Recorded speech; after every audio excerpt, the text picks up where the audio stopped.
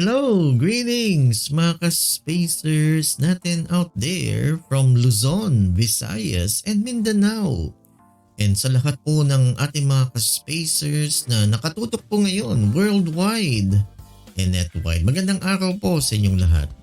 This is your ka-spacer and Space Commander, Professor Jun Cajigal. And ipapakita ko po ngayon yung isang napaka-interesting po na topic po ngayon. So I'll be showing to you mga ka-spacers yung mission profile ng Space Shuttle. And mamaya din po habang ginagawa natin ito, mag-explain po ako ngayon ang isang malaking ganap po sa space science, which is yung launch ng Artemis spacecraft na papunta po sa buwan. Yes mga ka-spacers, you heard me right. We will return to the moon. Babalik tayo sa buwan through the ARTEMIS Lunar Program. Alright, so for now, sa unang bahagi po ng ating vlog, i-explain ko po sa inyo yung mission profile ng Space Shuttle. So a typical shuttle mission lasts 7 to 8 days. No, but it can extend to as much as 14 days depending upon the objectives of the mission. Ngayon po mga ka-spacers, ang isang shuttle mission is composed of the following. So we have the launch, and then papakita natin mamaya yung pag-launch ng space shuttle. Then we have the ascent, yung pag-akyat niya sa Earth's atmosphere papunta sa space. Then we have the orbital maneuvering burn. Then we have the orbital life in space. Then we have re-entry and landing. So bago po tayo magpatuloy mga ka-spacers, please like and share this video para makakating po sa maraming tao. Lalong-lalo po yung mga estudyante para maging inspired naman sila sa pag-aaral ng space sciences and astronomy and para ma-engage po sila sa siyensya. Yun po yung aking advocacy as a science educator for my students to be inspired and to be engaged in the sciences. So ayan po, i-like and share lang po natin ito. And don't forget to follow us on our Facebook page, the Bedan Society of Young Astronomers. Please follow us also on our Facebook page, the Skywatcher Society of Las Pinas. And don't forget mga ka-spacers, meron po akong personal Facebook page, The Science Guy Ka-Spacers TV channel. Ayan po. So, follow us po and para magpagpatuloy po yung ating advocacy to share the good news of science and technology. Alright, so balik po tayo dito sa ating pinag-uusapan ngayon, yung mission profile ng Space Shuttle. So, a typical shuttle mission is as follows. So, again, the launch, ascent, orbital maneuvering burn, orbital life in space, re-entry, and landing. Okay po, so ang isang shuttle launch ay ginagawa sa Kennedy Space Center. Ayan, sa Florida po yan. And in T-31 seconds, onboard computers take over the launch sequence. Ayan po. And in T-16 seconds, yan malapit na pong lilipad, sound suppression water system is activated para hindi masyadong maingay po, no? Yung pagbuga ng mga hot expanding gases ng mga rockets. Alright po. Then in T-6.6 seconds, the shuttle's main engine ignites. Alright. Then in T-3 seconds, the shuttle's main engines are in lift-off position. Yan, so nakikita nyo po ngayon sa ating screen. Then in T-0 seconds, the solid rocket boosters and po yung dalawang nakakabit dun sa external tank are ignited and the shuttle lifts off. Yan pang papakita natin ngayon. So come with me mga ka-spacers and let's go into space. Alright, eto na po. Ayan, so the The solid rocket boosters now are ignited. Yan, palipad na po yung space shuttle natin. Yan, so sa mga kabubukas lang ng kanilang mga gadgets at nakatutok po ngayon sa atin, samahan niyo po ako at punta po tayo sa outer space. Ayan po. Then T plus 20 seconds, the shuttle begins a combined roll, pitch, and yaw. Ayan, para makorek po yung kanyang trajectory. No? Alright. So to orient the shuttle to correct orbit. Ayan. So medyo umiikot ng konti habang lumilipad. Ayan. So combined roll, pitch, and yaw. Alright, mga ka-spacers. Then, ayan, in the T plus 60 seconds, yun, nakalampas na tayo ng 60 seconds, the shuttle's engines are at maximum throttle, meaning talagang mabilis na yung pag-angat, yung paglipad ng space shuttle. And nakikita nyo po ngayon on screen yung solid rocket boosters. Ayan, so kung mapapansin po ninyo, yung external tank ay orange, then yung dalawang solid rocket boosters ay nakakabit. Ganun po yung Artemis rocket. Parang ganyan po yung minus the space shuttle. Ayan po, so sa Artemis launch vehicle, may dalawang solid rocket boosters na nakabit. Then yung main rocket ay kulay orange. Parang ganito, no? Kaya pinakita ko po ito sa inyo, no? Alright. So ayan, so nakikita niyo po yung solid rocket boosters. Ayan, so medyo nakikita niyo po sa screen, medyo humihina na po, and you will notice nag-separate na po yung solid rocket boosters. Ayan, it was jettisoned. Tinatawag nila sa NASA, yung mga NASA lingo, jettison.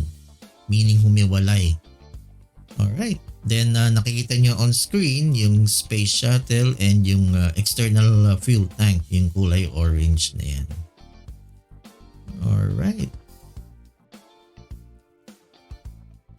Okay po, so comment down po below. No? Kung nanonood po ngayon, mag-comment po kayo kung ano yung masasabi ninyo sa launch ng space shuttle.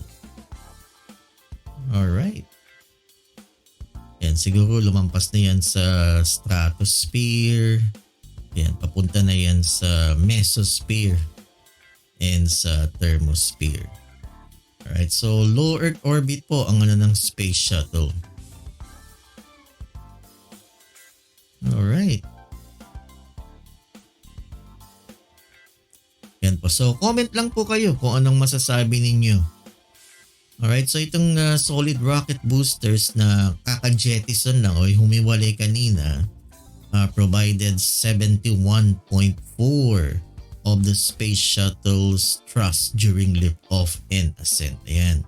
So napakalakas po ng mga solid rocket boosters na yun, parang doon sa Artemis. No? It provided 71.4% of the space shuttle's thrust during liftoff and ascent, and were the largest solid rocket propellant motors ever flown. Ayan po. So parang ganyan din po sa Artemis. And kagaya ng sinabi ko po kanina, the solid rocket boosters were jettisoned 2 minutes after launch. Ayan po. So ang nakikita po natin ngayon ay yung orbiter, yung parang eroplano, yung tawag dyan ay yung orbiter, and yung external fuel tank. Ayan po. Then yung dalawang solid rocket boosters na humiwalay eventually will fall into the ocean and pipick upin po yan ng Navy. Ayan, para magamit po ulit. Ayan. Alright. Okay, baka may magtanong, paano naman tong external fuel tank na nakikita po natin ngayon, tong orange na nakakabit sa orbiter. Ngayon, tong external fuel tank, mga ka-spacers, is to supply, ang function yan is to supply liquid oxygen and hydrogen to the main engines. And it acts as a backbone to the vehicle, yung sa orbiter, providing attachments to the SRBs, yung solid rocket boosters, and the orbiter. Alright. Okay, and eventually, yung external tank, majejettison din yan, hiwalay din yan. And yung external tank is the only major component of the space shuttle that is not reused. So babagsak po yan sa Pacific Ocean or sa Indian Ocean. Pero hindi na po nila gagamitin yan. Right? Unlike yung dalawang solid rocket boosters. So kaya medyo ang isang shuttle launch medyo may kamahalan talaga. No? Talagang ang isang shuttle launch ay too expensive. Yan. Kaya nagdalawang isip ang NASA eh. And so dinicommission na nila eventually yung space shuttle program. Kasi napakamahal po talaga. Alright, so ayan na po, siguro nasa ano na tayo, papunta na tayo sa thermosphere, ayan na po. Yan, so eventually babagsak din po yung external tank niya. Pero in this demonstration video, dapat umiwalay na yan eh. Okay. Ayan, so nakikita po natin ngayon in this video na yung orbiter, yung shuttle now is in orbit. Pero dapat bumagsak na yung external tank na yun. Okay, so again po mga ka-spacers, no, kung nakatutok po ngayon sa aking vlog, mag-comment po kayo. And kung meron pa kayong mga information na may dadagdag tungkol sa Space Shuttle or tungkol sa Artemis Lunar Program, please share it with us. Just type in your comments, yung mga inputs niyo in our comment section below. And before tayo magpatuloy, shout out po sa mga estudyante ko. And shout out sa mga officers and crew of the Bedan Society of Young Astronomers. Ang presidente po ngayon, atong school year 2022-2023 ay si Miss Hannah France. Alright. Okay po. So makikita nyo ngayon sa ating video. Yan, the shuttle is now in orbit. Pero dapat na-jettison na yung external tank eh. Alam kung bakit. Okay, yan. Nakikita nyo po yung mundo natin. Napakaganda talaga ng mundo natin, no? And yun talaga ang pangarap ko eh. Talagang gusto kong pumunta sa outer space. Alam niyo po mga ka-spacers, no? Pangarap ko talaga maging astronaut noon nung bata ako. Kaya lang nung panahon ko wala namang course na astronautics dito and pupunta ka pa sa abroad. Alright, so the second thing talagang nag-biology ako.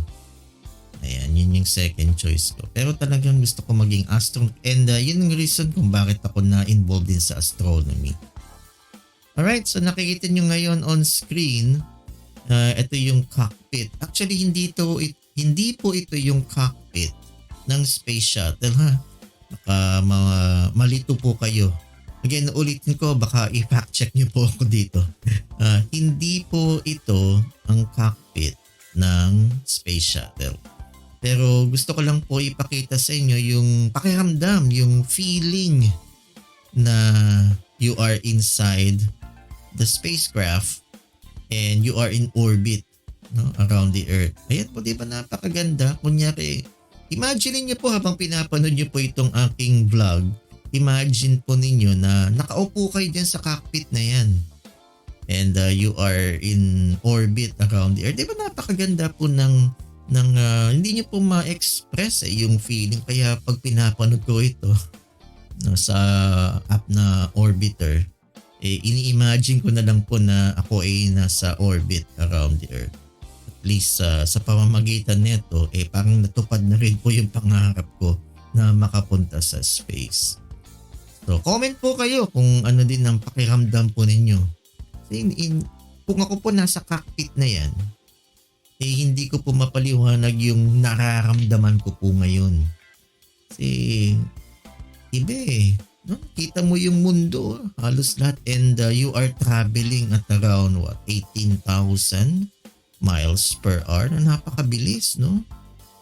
And siguro isang oras lang nilibot mo na yung buong mundo.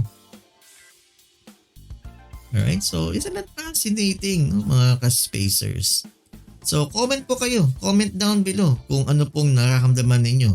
Now try to imagine, mga ka-spacers, that you are inside that cockpit, no, ng spacecraft. No? Pero again po, i-fact check niyo po ako dito, hindi po ito yung cockpit ng Space Shuttle. Okay? Pinapakita ko lang dito through the app called Orbiter yung kung ano yung pakiramdam na nasa loob ka ng isang spacecraft and you are in orbit around the Earth. Ayan po, no? Kunyari nasa orbiter kayo ng Space Shuttle. Alright. Okay, so comment po kayo.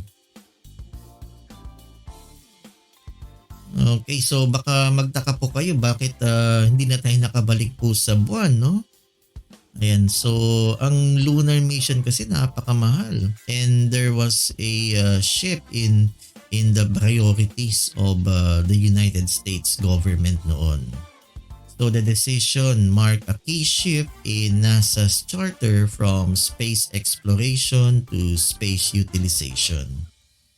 So in announcing the shuttle program to the nation on January 5, 1972, Nixon stressed its practical benefits, yung benefits ng shuttle. Alright, saying that it could help the United States get into space frequently and relatively cheaply. Pero hindi po yun na nangyari kasi napakamahal ng isang shuttle launch. Presumably, further advances would follow on from this ability. So, hanggang Apollo 17 lang po tayo, then hindi na po tayo nakabalik sa buwan. Alright, and the United States focused on the development of the space station. Yung unang space station ng Amerika was Skylab. Alright, pero sa Russia, iba naman po. Meron silang sariling space program eh. And nag-develop din po sila ng kanilang sariling space station program. Then meron din silang shuttle program, yung Buran, no? Alright, so yun po. Kaya hindi tayo nakabalik sa buwan. Kasi napakamahal talaga. Ang isang lunar launch would take, sa ngayon, no? Billions of dollars. So napakamahal talaga. So, ayan po, no? Comment po kayo kung ano po yung masasabi ninyo. Okay, pero syempre, yung ano natin, we have the heart of space exploration. Kaya tinuloy din po yung Artemis program. Ayan po, so we are still in orbit around the Earth. So comment po kayo kung anong masasabi ninyo. Kung ano yung pakiramdam ninyo na nag-i-imagine po kayo na nasa loob ng cockpit na ito ng spacecraft and you are in orbit around the Earth. Okay, so pag-usapan po muna natin, mga ka-spacers, kasi very timely po itong ating vlog kasi yung Artemis launch. No? Alright, so why is this program called Artemis? So the first missions to take astronauts to the moon was called the Apollo program. No, alam na po natin yan, no? Yung Apollo program. Yan po yung aking naabutan po yan, Apollo program. Okay, in 1961, President John F. Kennedy challenged the nation to land astronauts on the moon by the end of the decade. So, siguro alam niyo na po yung space race, no?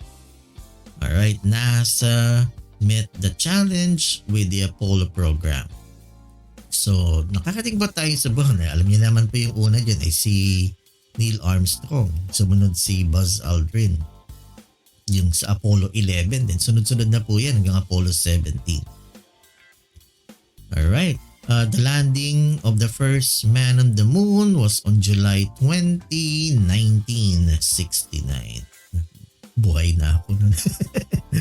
Okay, that program was named after the god of Greek mythology, Apollo.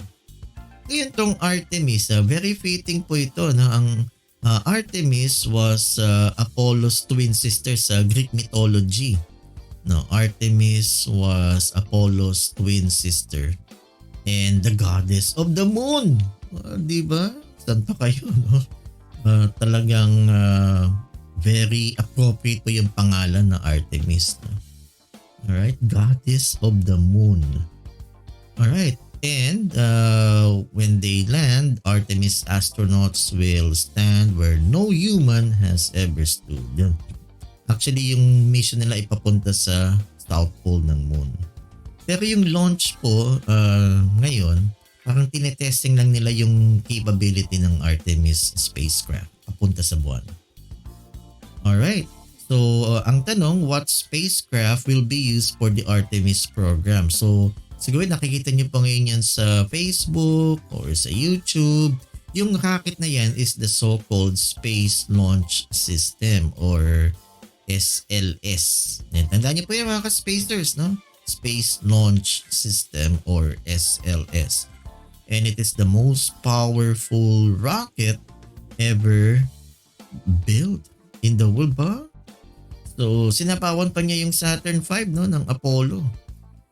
So ayan po, so bago po tayo magpatuloy, we are still in orbit around the Earth. Sa comment po kayo kung ano yung pakiramdam po ninyo.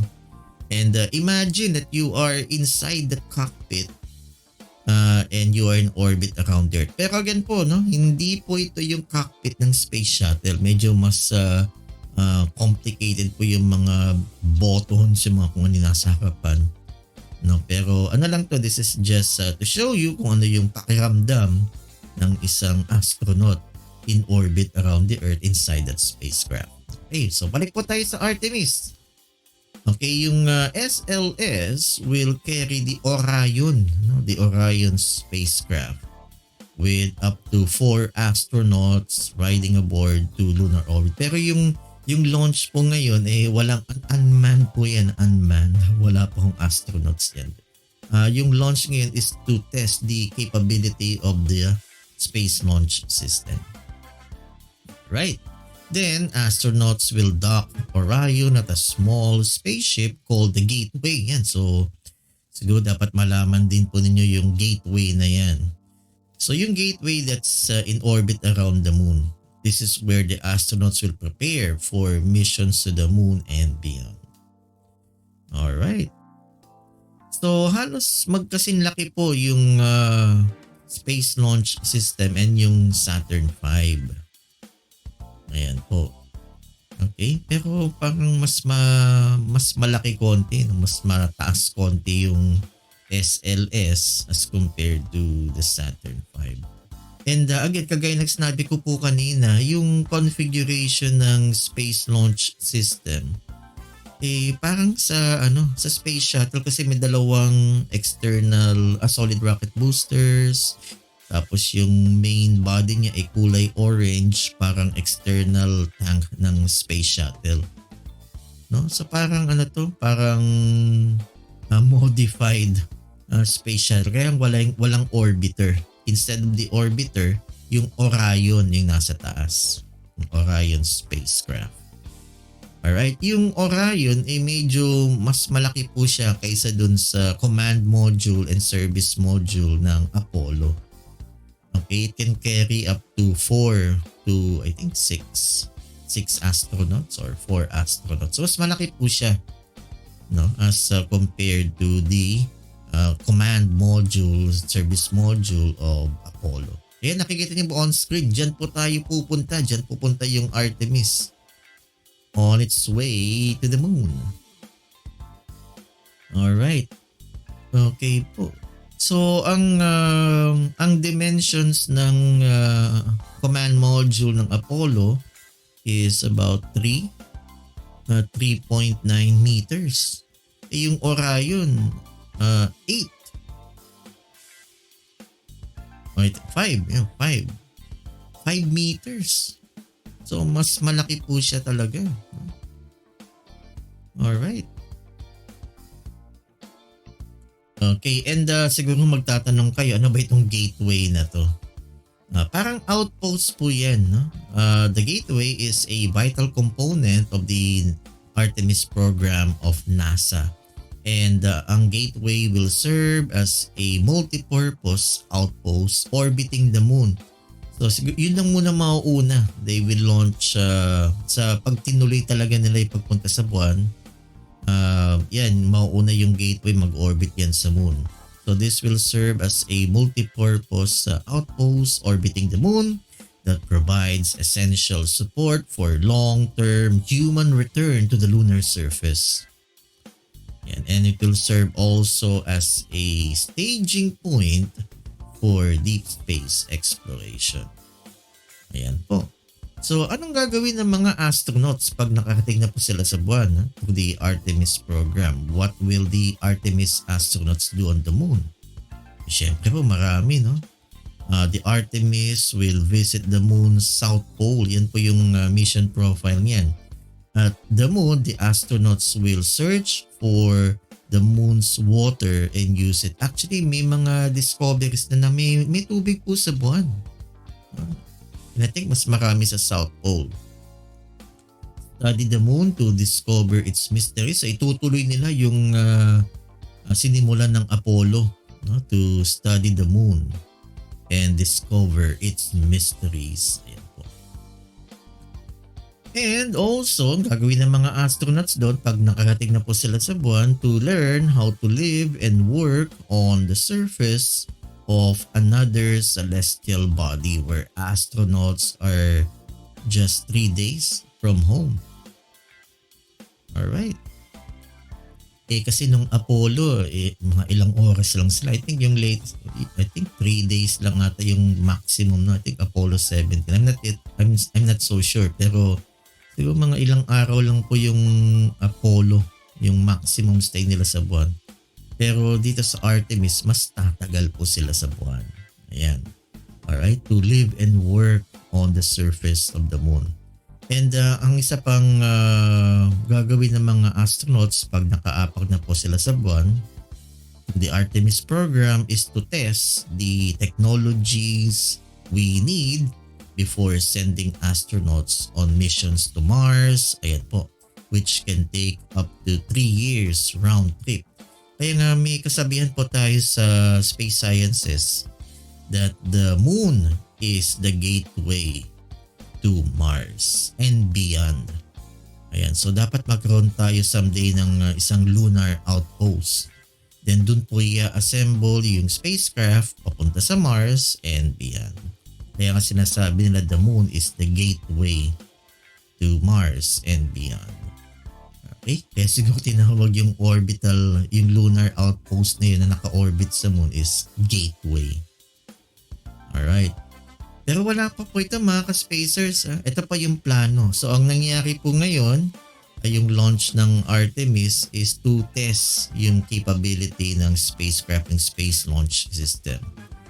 Okay? Wala pa hong astronaut sa loob. Unmanned po yan. Kaklaro ko po lang sa inyo yan. Okay, so ang nakikita nyo ngayon on screen, mga ka-spacers, is yung docking ng space. Ito po yung ito po ngayon yung cockpit ng space shuttle. Hindi yung kagaya kanina. Ito po yung cockpit ng space shuttle and makikita po ninyo the space shuttle will dock to the International Space Station. Galing po, no? Ayan, so just imagine that you are inside the cockpit of the space shuttle and bibisitahin nyo yung International Space Station. Ayan po, no? So we are in orbit around the Earth. Napakaganda talaga, no? Biruin nyo po. Kung ako nga po, kung meron lang akong chance talaga na makapunta sa ISS, gagawin ko. Ayan po, no? So we are now in the process of docking. Pag sinabing docking, yung Space Shuttle A mag-a-attach. Pag sinabing docking, yung Space Shuttle mag-a-attach yan dun sa ISS. Meron parang receptacle dyan na may airlock para makatransfer yung mga astronauts from the Space Shuttle to the ISS. Docking ang tawag po dun sa procedure na yan. Hindi po pato yan, hindi dock. Joke lang po. Docking. D-O-C-K-I-N-G. Hindi D-O-C-K, dock. Pato po yun. Pasensya na po kayo. Kung nakukornihan po kayo sa joke ko, pagpasensyahan nyo na po ako. Please comment down po kung meron kayong alam na mga jokes about outer space. Ayan po. Ayan, so nakikita niyo po na sa harap po ninyo, ayan po yung parang receptacle ang tawag yan, or parang kasi sa loob niya may airlock din eh. Alright, so ayan po, no? We are now in the process of docking into to the International Space Station. Alright, so comment down po kayo mga ka-spacers kung ano yung pakiramdam po ninyo. Alright, so habang nagdadock po tayo sa ISS, balik po tayo sa Artemis. Okay, so siguro malaking katanungan dito, why is the Artemis program important? No? Napaka-importante po ang Artemis Lunar Program. Okay, so ang Artemis program, importante po yan sa humanity because of the following. So NASA will learn more about the moon. Diba?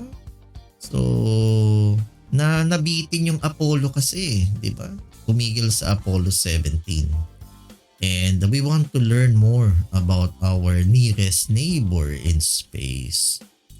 Alright. And the moon is a test bed for Mars. Kagaya pa ng sinabi ko kanina, the moon is the gateway to Mars and beyond. A test bed is a place to prove that a technology or idea will work.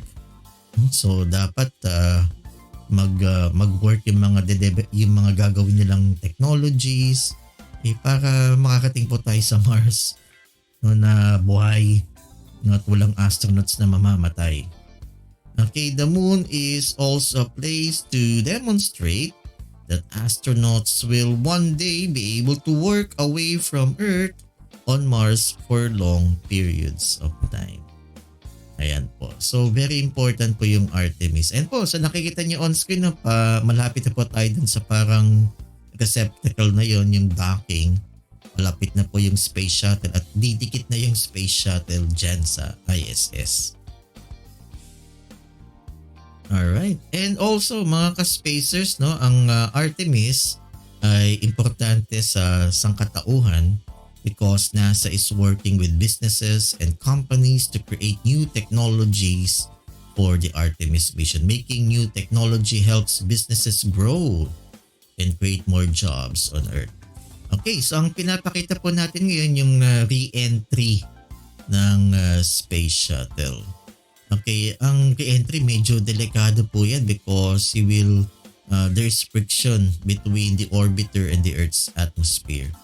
So, ang Space Shuttle naman ay protected yan from the heat during re-entry kasi meron siyang thermal protection tiles or heat shield, which is the barrier that protected the orbiter during re-entry. Kasi yan, nakikita niyo po yun, no? There's now friction between the orbiter and the Earth's atmosphere. And ang init po niyan, 1,650 degrees Celsius. That's 3,000 degrees Fahrenheit heat of the atmospheric re-entry. So, nako, delikado po ito and there is a communication blackout. Ang mission control cannot contact the space shuttle pag re-entry. Ayan. So, anyway, protektado naman yung space shuttle. Mayroon naman siyang heat shield. Ayan. So, and wala nang power ang space shuttle so para siyang magla-landing yan na parang glider. Ayan. So, meron ako napanood yung Space Cowboys. Alam niyo po yun. Kung napanood niyo yung Space Cowboys, comment down below. Ang tawag po nila dyan ay the flying brick. Ayan, the flying brick.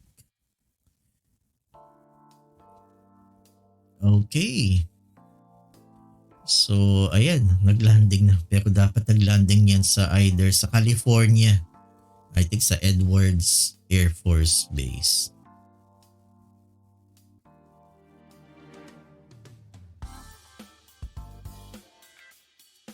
Alright po mga ka-spacers, so nakalanding na po tayo. Okay, so sana nagustuhan niyo po yung ating vlog ngayon, yung mission profile ng Space Shuttle and yung explanation ko about the Artemis Lunar Program kasi malaking ganap po ngayon yan. na yung launch ng Artemis. Alright, so mga ka-spacers, marami pong salamat sa inyong pagtutok po sa aking vlog ngayon. And sana po nagustuhan niyo po yan. So please like and share this video para kumalat po sa maraming tao, lalong-lalo na po yung mga estudyante, so that they would be inspired to be engaged in the sciences. So bago po tayo magtapos mga ka-spacers, shoutout lang po sa lahat ng mga ka-spacers po natin na nanonood po ngayon. Marami pong salamat sa inyong pagtangkilik sa aking vlog ngayong araw na ito. And shoutout sa mga estudyante ko. Ayan, so magkikita po tayo soon. Naku, may face to face na. So comment po kayo. Ano gusto niyo na ba magkita-kita, mag face to face, o gusto niyo pa rin mag-online classes? Ayan, okay? And yeah, magkikita-kita tayo soon. Pero ingat pa rin po na hindi pa ho tapos ang pandemya. So always wear your face mask pag lalabas. Okay po, and marami pong salamat. Shoutout din po sa mga ka-spacers po natin dyan at sa mga friends ko from the astronomy community. Okay po, so this is your ka-spacer and space commander, Sergeant Cajigal, saying live long and prosper.